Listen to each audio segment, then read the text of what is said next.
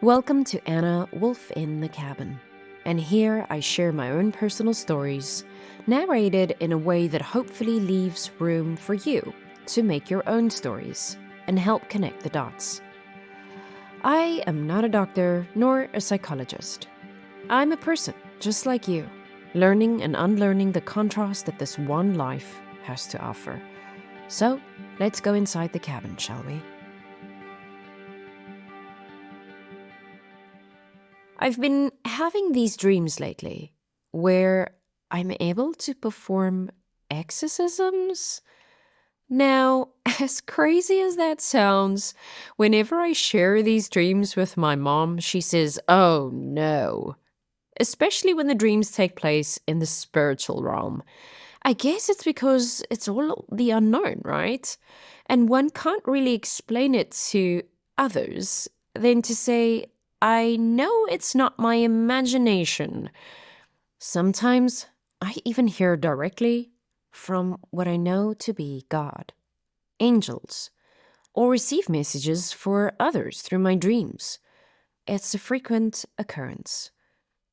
We all dream every night. So, how can we harness this? How can we use it as a tool? Can you tell whether a message is coming from your imagination or is it being sent to you by a higher power, God, guides, or angels? So, I went searching. What exactly are dreams? What can we explain scientifically? And what remains unexplained? The unexplained to me is far more interesting. Life is like a rock swirling in space. How can we, for 1 second, think that we know anything at all? What are dreams, scientifically speaking? Well, scientifically, dreams are a series of thoughts, images, sensations, and emotions that occur involuntarily in the mind during certain stages of sleep. Most commonly, during REM sleep. Here's what science says about dreams. REM sleep. This is the stage where brain activity is closest to that of being awake. And the most vivid dreams happen here. The brain is highly active, especially areas like the amygdala, hippocampus, and the visual cortex. Researching even more so, theories about why we dream, memory consolidation, dreams might help process and store information from the day. The brain may be replaying or reorganizing memories to decide what to keep or discard. Emotional regulation. Dreams, especially emotional ones, might help us process difficult feelings or stress, kind of like overnight therapy. And then your cognitive simulation, where dreams might simulate real life situations, helping us rehearse social interactions or problem solving in a safe environment.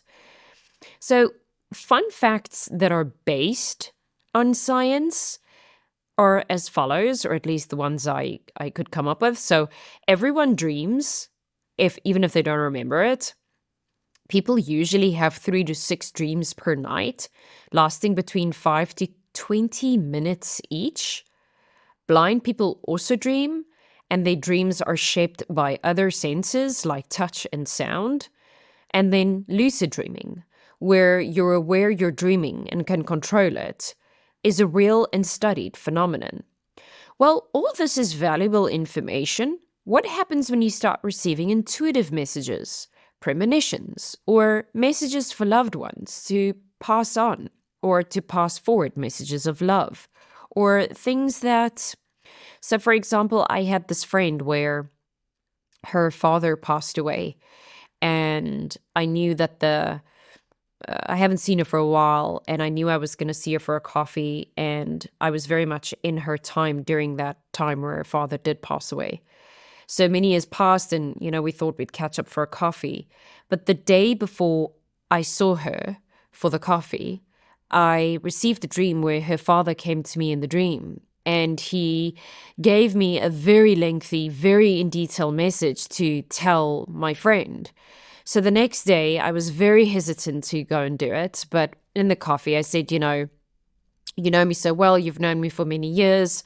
I have something really strange to share with you. And I obviously gave her context of knowing that I had this ability to be able to receive messages in dreams and so forth. And luckily, it was a trusting environment for both parties.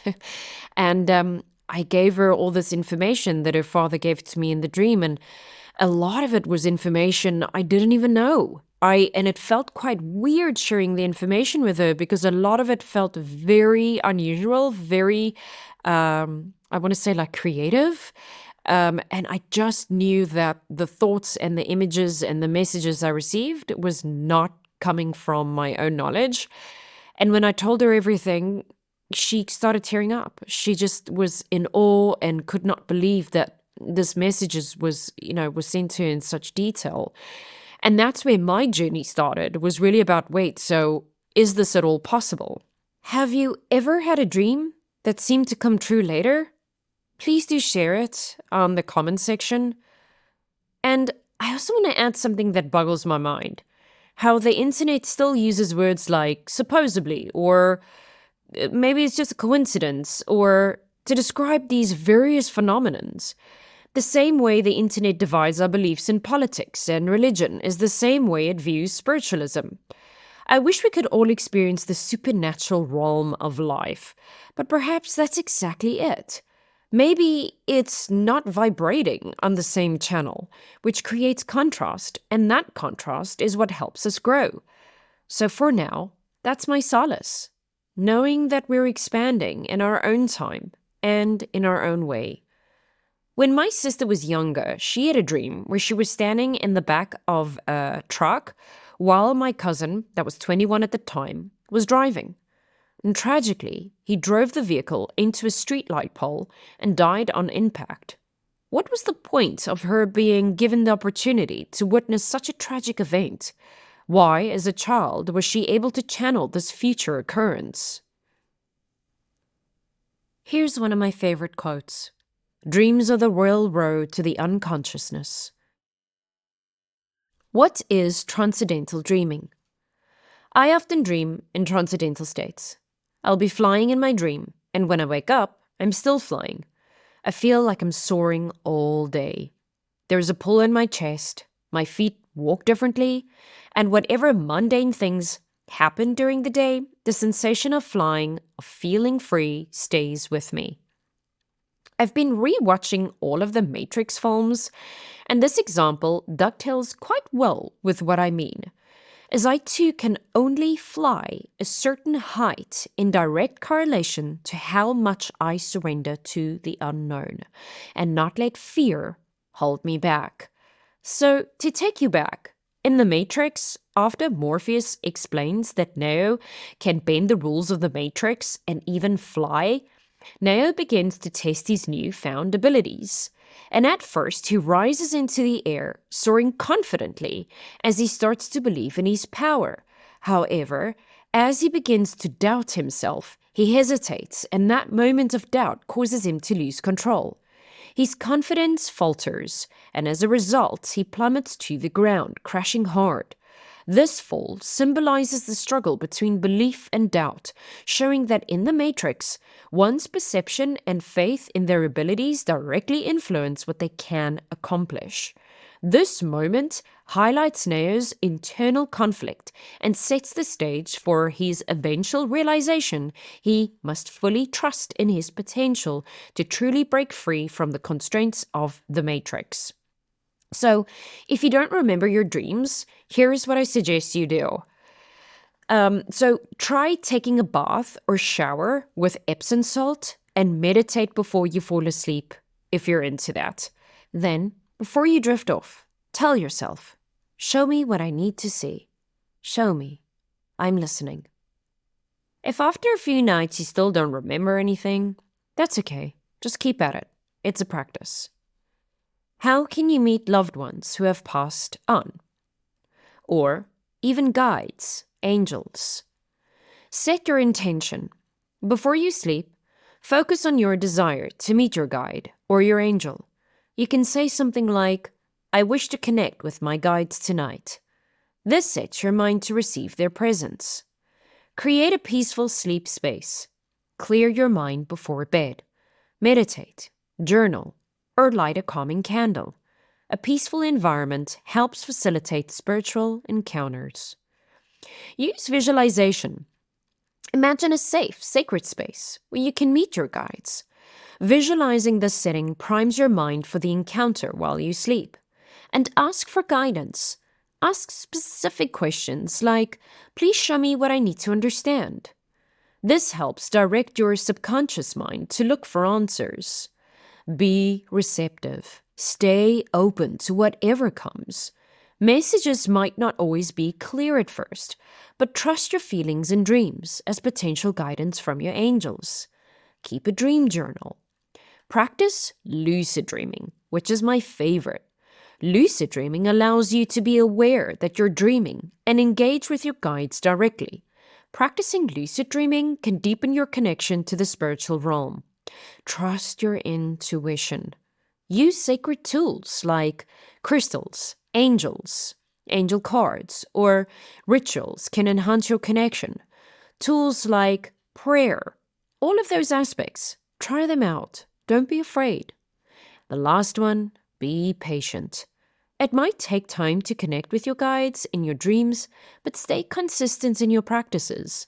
Trust the process and let the connection unfold naturally. My belief is this: God made me out of love, from love, installed a God-like energy in me. I am born to live a powerful, humble, thankful, and bold life. Every dream has brought me to this point. So why for 1 second think that perhaps holding back on my stories is where I should live? No, you are meant to fly, my fellow wolf. God is in us. We are made to dream in states of bliss, dissection and contrast. Dreams are breadcrumbs leading and walking you back home, back to source. Don't doubt your dreams with your loved ones. When we dream, we enter the realms of spaces and places beyond our brains. It is here we enter the gates before the afterlife. Thank you for listening and never stop dreaming. If you like what you heard, please do subscribe, leave a comment, and tell me what you think. I read all of your comments, so thank you. Till next time.